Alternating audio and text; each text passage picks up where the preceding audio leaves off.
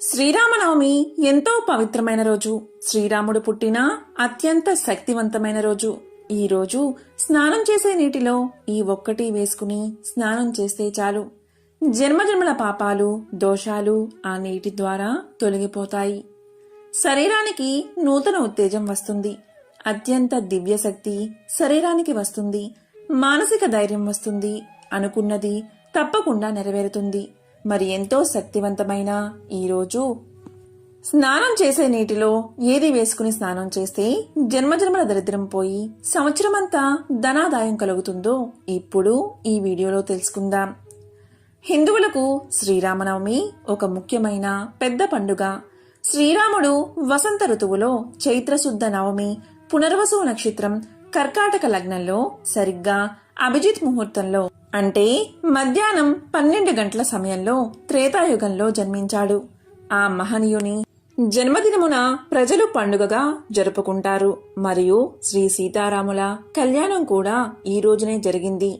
14 సంవత్సరాలు అరణ్యవాసం పూర్తయ్యాక రావణ సంహారము తరువాత శ్రీరాముడు సీతా సమేతంగా అయోధ్యలో పట్టాభిషిక్తుడయ్యాడు. ఈ సంఘటన కూడా చైత్రశుద్ధ నవమి రోజు జరిగిందని ప్రజల విశ్వాసం. ఈ రోజు మన తెలుగు రాష్ట్రాలైన తెలంగాణ, ఆంధ్ర రాష్ట్రాల్లో భద్రాచలం మరియు ఒంటిమిట్ట శ్రీ కోదండ రామాలయాల్లో శ్రీ సీతారాముల కళ్యాణోత్సవాన్ని వైభవంగా జరుపుతారు. అంతేకాదు అన్ని రామాలయాల్లో కూడా శ్రీ సీతారాముల కళ్యాణాన్ని ఘనంగా నిర్వహిస్తారు.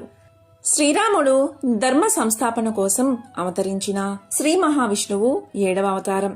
రావణుణ్ణి అంతమొందించడానికి అవతరించినవాడు. దేశంలో ప్రజలంతా సిరి సంపదలతో శాంతులతో ఉంటే అది రామరాజ్యమని హిందువుల విశ్వాసం. శ్రీరామనవమి రోజు ఉదయాన్నే సూర్య భగవానుడికి ప్రార్థన చేయడంతో ఉత్సవం ప్రారంభమవుతుంది. ఎందుకు అంటే సూర్యుడు రాముడు జన్మించిన సూర్యవంశానికి ఆరాధ్యుడిగా చెబుతారు. శ్రీరాముడు జన్మించిన సమయం మధ్యాహ్నం కాబట్టి ఈ సమయంలో ప్రత్యేక ప్రార్థనలు చేస్తారు. ఇటీవల జరిపిన జ్యోతిష శాస్త్ర పరిశోధనల ఆధారంగా శ్రీరాముడు క్రీస్తు పూర్వం 5114వ సంవత్సరం జనవరి 10వ తేదీన జన్మించి ఉండవచ్చని భావిస్తున్నారు. శ్రీరామనవమి రోజు బెల్లం, మిరియాలు కలిపి చేసిన పానకం చాలా మందికి ప్రీతికరం. అదేవిధంగా వడపప్పు ప్రసాదం పెడతారు. ఈ పండుగ సందర్భంగా సాధారణంగా తమ తమ ఇళ్లల్లో చిన్న సీతారాముల విగ్రహాలకు కళ్యాణోత్సవం నిర్వహిస్తూ ఉంటారు. చివరగా విగ్రహాలను వీధుల్లో ఊరేగిస్తారు. ఎవరైతే శ్రీరామనవమి రోజు ఉదయం సాయంత్రం స్నానం చేసే నీటిలో శ్రీరాముడికి ఎంతో ఇష్టమైన 5 తులసి ఆకులు వేసుకుని స్నానం చేస్తారో వారి సకల పాపాలు దోషాలు దరిద్రం ఆ నీటి ద్వారా తుడిచిపెట్టుకుపోతాయి. అత్యంత దివ్య శక్తి శరీరానికి వస్తుంది. ఆ శక్తితో దేన్నైనా మీరు సాధించగలరు అనే ఆత్మవిశ్వాసం కలుగుతుంది. ఒంట్లోని వ్యాధులన్నీ నయమవుతాయి. మానసిక ధైర్యం వస్తుంది. ధనాదాయం కలుగుతుంది. శ్రీరామచంద్రుల దివ్య ఆశీస్సులు కలిగి పట్టిందల్లా బంగారమే అవుతుంది.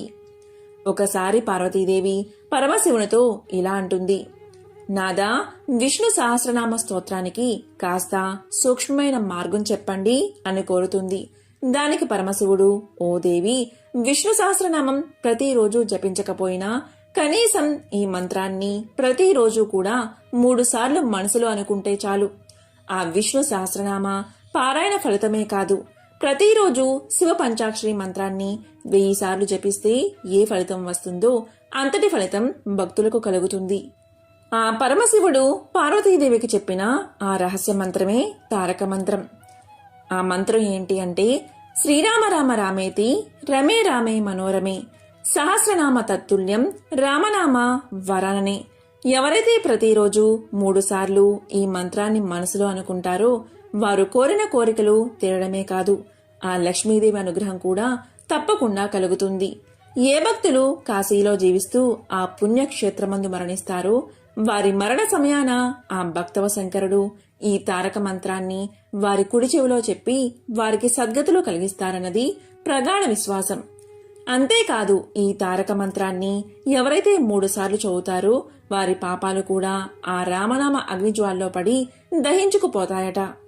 ఈ శ్లోకాన్ని శ్రీరామనవమి రోజు 3 సార్లు చదివితే ఒక్క విష్ణు సహస్రనామ ఫలితం మాత్రమే కాదు, భక్తులకు శివ సహస్రనామ ఫలితం కూడా కలుగుతుంది. మనం శ్రీరామనామాన్ని ఉచ్చరించేటప్పుడు రా అనగానే మన నోరు తెరుచుకుని మన లోపల ఉన్న పాపాలన్నీ బయటకు వచ్చి ఆ రామనామ అగ్నిజ్వాల్లో పడి దహించుకుపోతాయట. అదేవిధంగా మా అనే అక్షరం ఉచ్చరించేటప్పుడు మన నోరు మూసుకుని ఉంటుంది కాబట్టి బయట మనకు కనిపించే పాపాలు మన లోపలికి ప్రవేశించవట. అందువల్లే మానవులకు రామనామ స్మరణ మిక్కిలి జ్ఞానాన్ని, జన్మరాహిత్యాన్ని కలిగిస్తుందట. శ్రీరామనవమి రోజు వీధుల్లో పెద్ద పెద్ద పందిళ్లు వేసి సీతారామ కళ్యాణం చేస్తారు. అదేవిధంగా ప్రతి ఇంట్లో కూడా యథావిధిగా రాముణ్ణి పూజించి వడపప్పు, పానకం నైవేద్యం చేసి అందరికీ పంచిపెడతారు. ఇలాంటి పవిత్రమైన రోజు రాముడి జన్మ రహస్యం గురించి తెలుసుకుంటే జన్మజన్మల పాపాలు పోయి కోటి జన్మల పుణ్యం వస్తుంది. కోటి రెట్ల పుణ్యఫలం కలుగుతుంది. శ్రీరాముని అనుగ్రహం కలుగుతుంది. కలియుగంలో కొడుకంటే రాముడిలాగా ఉండాలని ప్రతి తండ్రి కోరుకుంటాడు. శిష్యుడు అంటే రాముడిలాగా ఉండాలని ప్రతి గురువు కోరుకుంటాడు. భర్త అంటే రాముడిలాగా ఉండాలని ప్రతి ఇల్లాలు కోరుకుంటుంది. అన్నదమ్ములు అంటే రామ లక్ష్మణులా ఉండాలని ప్రతి తల్లిదండ్రులు కోరుకుంటారు. భార్యాభర్తలు అంటే సీతారాముల్లా ఉండాలని ప్రతి దంపతులు కోరుకుంటారు. రాజ్యం అంటే రామరాజ్యంలా ఉండాలని ప్రతి పౌరుడు నేటికీ కోరుకుంటారు.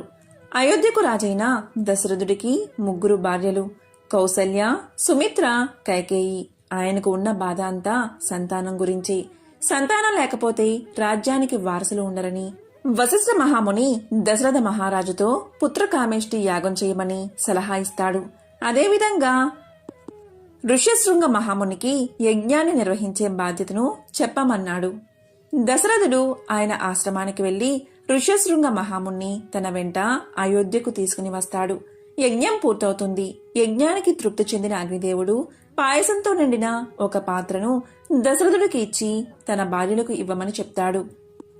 దశరథుడు అందులో సగభాగం మొదటి భార్య అయిన కౌసల్యకు, రెండో సగభాగం చిన్న భార్య అయిన కైకేయికి ఇచ్చాడు.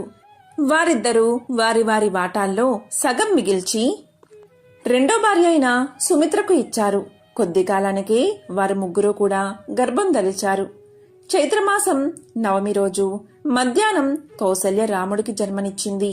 అలాగే కైకేయి భరతుడకు, సుమిత్ర లక్ష్మణ శత్రుఘ్నులకు జన్మనిచ్చారు. ఈ విధంగా రామలక్ష్మణ భరత శత్రుఘ్నులు అనే పేరుగల 4 కుమారులు జన్మించారు. శ్రీరాముడు ధర్మ సంస్థాపన కోసం అవతరించిన శ్రీ మహావిష్ణువు యొక్క 7వ అవతారం. శ్రీరాముడు రావణుణ్ణి అంతమొందించడానికి అవతరించాడు. రావణుడు అనే రాక్షసుడు బ్రహ్మ వద్ద వరం పొంది దేవతలను జయించి మునులు వేధిస్తున్నాడు. రావణుడికి దేవ, గంధర్వ, యక్ష, రాక్షసుల వల్ల చావులేదు. దేవతల ప్రార్థనలు మన్నించి శ్రీ మహావిష్ణువు అతన్ని సంహరించడానికై నరుడి రూపం ధరించాడు. శ్రీ మహావిష్ణువు రాముడిగా, ఆదిశేషుడు లక్ష్మణుడిగా, శంఖ చక్రాలు భరత శత్రుఘ్నులుగా అవతరించారు. శ్రీ మహాలక్ష్మీదేవి సీతగా అయోనిజై జనక మహారాజు ఇంట పెరుగుతూ ఉంది. సీతా స్వయంవరంలో రాముడు శివుని విల్లు ఎక్కుపెట్టి సీతకు వరుడయ్యాడు. ఒకరోజు రావణుడు కపట నాటకం పన్ని సీతాదేవిని లంకకు తీసుకువెళ్తాడు. తరువాత వానర సైన్యంతో కలిసి లంకకు సముద్రంపై వారధి కట్టి రావణుడిపై భీకర యుద్ధం చేస్తాడు రాముడు. రాముడు సంధించిన బ్రహ్మాస్త్రం నిప్పులు చిమ్ముతూ రావణుడి గుండెలను చీల్చి రావణ్ణి సంహరిస్తుంది. దాంతో దేవతలందరూ ఎంతగానో సంతోషిస్తారు. తరువాత సీతాదేవి అగ్ని ప్రవేశం చేసి తన ధర్మనిరతిని లోకానికి నిరూపించింది. ఈ విధంగా సీతారామ లక్ష్మణులు సపరివారంగా అయోధ్యకు తిరిగి వచ్చారు. వైభవంగా సీతారాముల పట్టాభిషేకం జరిగింది. శ్రీరామనవమి రోజు ఎవరైతే ఈ కథను వింటారో, శ్రీరామ వృత్తాంతాన్ని చదువుతారో అలాంటి వారికి జన్మజన్మల పాపాలు, దోషాలు పోయి కోటి జన్మల పుణ్యం వస్తుంది. ఎంతో విశేషమైన శ్రీరామనవమి రోజు స్నానం చేసే నీటిలో శ్రీరాముడికి ఎంతో ప్రీతికరమైన తులసి ఆకులు వేసుకుని స్నానం చేస్తే చాలు జన్మల దోషాలు తొలగి కోటి జన్మల పుణ్యం వస్తుంది. ఆ సీతారాముల అనుగ్రహం మీకు లభిస్తుంది. ఓం నమో నారాయణాయ. ఓం శ్రీ మహాలక్ష్మియే నమః.